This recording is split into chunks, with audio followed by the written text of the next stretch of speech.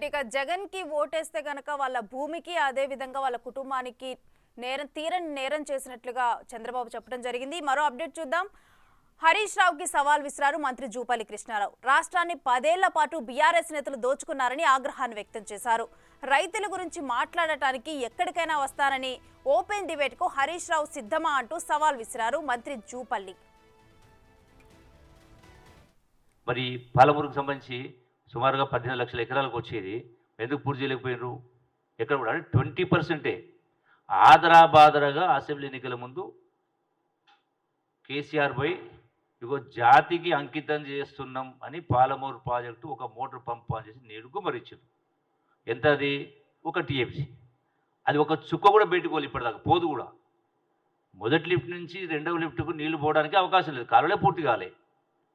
ఎక్కడ అసలు administrative sanction ఇప్పటిదాకా కాలువలకు అడ్మినిస్ట్రేటివ్ శాంక్షన్ లేనే లేదు. ఆ ప్రాజెక్టు పూర్తి కావాలంటే దగ్గర 1,00,000 కోట్లు కావాలి. ఇప్పటిదాకా ఖర్చు పెట్టి కేవలం 25,000 కోట్లు.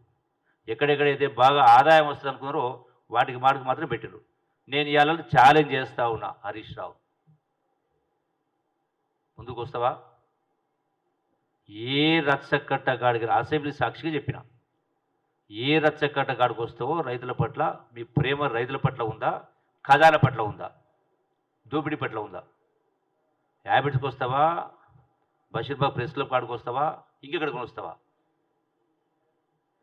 నేను రుజువు చేస్తా. దమ్ము ధైర్యం ఉందా? నీవే చెప్పు, డేటు చెప్పు, టైం చెప్పు. డేటు టైం వద్దా చెప్పు, నేనే వస్తా స్వయంగా. నేను ఛాలెంజ్ చేస్తా ఉన్నా. మీరు అధికారం ఉన్నప్పుడే అక్కడ గోదావరి నీళ్లున్నా మేడిగడ్డ కుంగిందనే సుమారుగా అనుకుంటే 40-45 రోజులు మీరు పంపింగ్ స్టాప్ చేసారు. ఇప్పుడు మమ్మల్ని పంపింగ్ చేయమంటున్నారు. వాస్తవం కాదా ఇది? ఒకసారి రికార్డ్ చెక్ చేసుకో హరీష్ రావు. మీరు అప్పుల చిప్పను బంగారు పళ్ళెంలో అధికారాన్ని అప్పచెప్పిన మాట్లాడారు ఇదే హరీష్ రావు. తీరాల బంగారు పళ్ళెం మూట ఇప్పి చూస్తే ఏముందో చూస్తే 8 లక్షల కోట్ల అప్పుల చిప్పను మాకు అప్పచెప్పి 3 నెలలకి ఎక్కడ పోయా మీ 6 గ్యారంటీలు అని మాట్లాడితే కొద్దిగా కామన్ సెన్స్ ఉండాలనా? అంటే మీకు అంత బలుపా?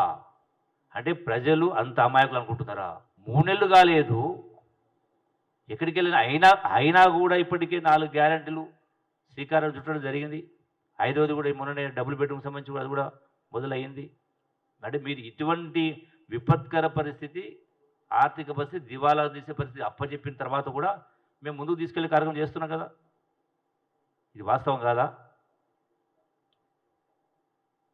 రా, ఎక్కడికి వస్తావు?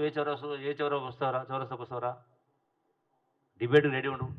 రైతాంగానికి సంబంధించి అయినా, అవినీతికి సంబంధించి అయినా మీరు చేసింది ఏంది, మేము చెయ్యింది ఏంది, ఏ లెక్క ప్రకారం?